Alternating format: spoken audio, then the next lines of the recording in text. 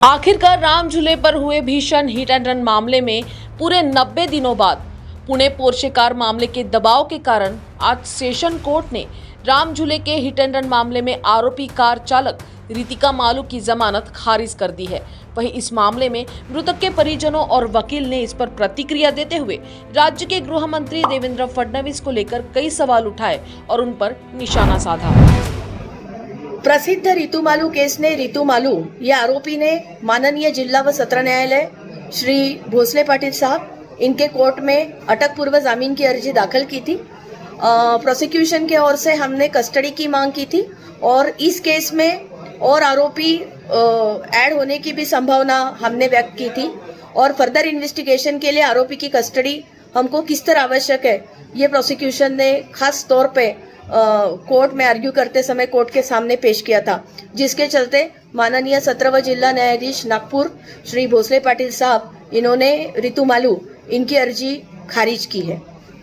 देखिए, शुरुआत में इस केस में पुलिस ने 304A लगाया था जो बिलेबल सेक्शन है। उसके बाद में डिसीज की फैमिली ने वरिष्ठों के पास में गए, उन्होंने कहा कि हमें थरो इन्वेस्टिगेशन चाहिए इस केस में। एक 8 दिन बाद पुलिस ने कलमवाड़ की एप्लीकेशन की 304 पार्ट 2 लगाया उन्होंने, जिसके वजह से उनका कैंसलेशन ऑफ बेल का एप्लीकेशन किया बिफोर द ऑनरेबल मैजिस्ट्रेट और कलमवाड़ की एप्लीकेशन की बिफोर द ऑनरेबल मैजिस्ट्रेट, जो कि ऑनरेबल मैजिस्ट्रेट ने वो उनका एप्लीकेशन रिजेक्ट कर दिया स्टेट का। उसके बाद में in the mean time accused ने एंटीसिपेटरी बेल फाइल किया before the honourable sessions court, जहाँ पे उनको एड इंटरिम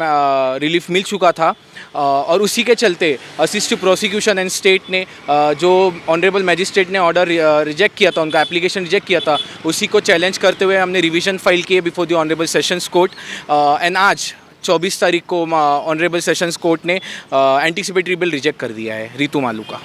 देखिए, इंसाफ की बात ऐसी है जहां दो जाने जाती है तो उसको आप किसी और चीज़ से नाप तोल नहीं सकते हैं। जान की चीज़ जान ही कर सकती है या और कोई दूसरी चीज़ नहीं कर सकती है, बट स्टिल डिसीज़ की फैमिली एक होप में है कि फर्दर उनको और न्याय मिले और इस तरह की घटनाएं फिर से ना हो किसी और फैमिली के परिवार के साथ में। तो मैं इस बात पर संतुष्ट हूँ और मुझे न्यायालय पर अब भरोसा है कि मुझे न्याय मिलेगा और आज जो भी हुआ वो अच्छा हुआ और मैं ये कहूँगा कि भाई मेरे साथ में इंसाफ यहाँ से शुरू सही हुआ। बिल्कुल उन्होंने ऐसा कदम उठाना चाहिए था। उन्होंने हमसे भेदभाव किया है और जब प्रॉपर वो शहर के होने के बाद में हमको उन्होंने कोई कॉपरेट नहीं किया है और हम उनके साथ में अभी भी हम उनका विश्वास करते हैं, लेकिन उन्होंने हमारे को न्याय नहीं दिया है। वो भेदभाव कर रहे हैं हमारे साथ, जबकि प्रॉपर शहर नागपुर के हो, हमको इंसाफ नहीं दिया है। मैं बस इतना ही बोलना चाहूँगा कि 25 फरवरी 2024 को जो इंसिडेंस हुआ था राम झूला में, हमारे देवेंद्र फडणवीस जी जो महाराष्ट्र गवर्नमेंट के गृह मंत्री है,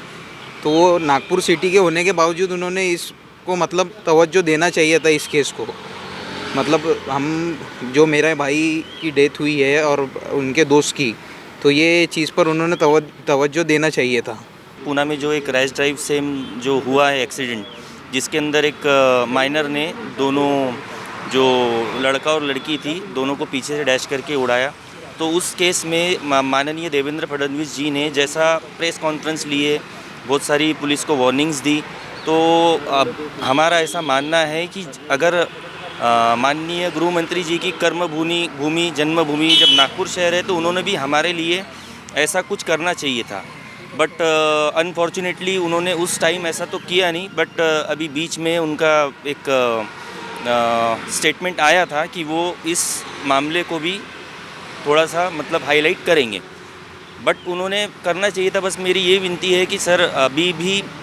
हमारा केस जो है वो चल ही रहा है। जैसा कि आज आप जानते हैं कि एड इंटरिम बेल जो अक्यूज़्ड को मिली थी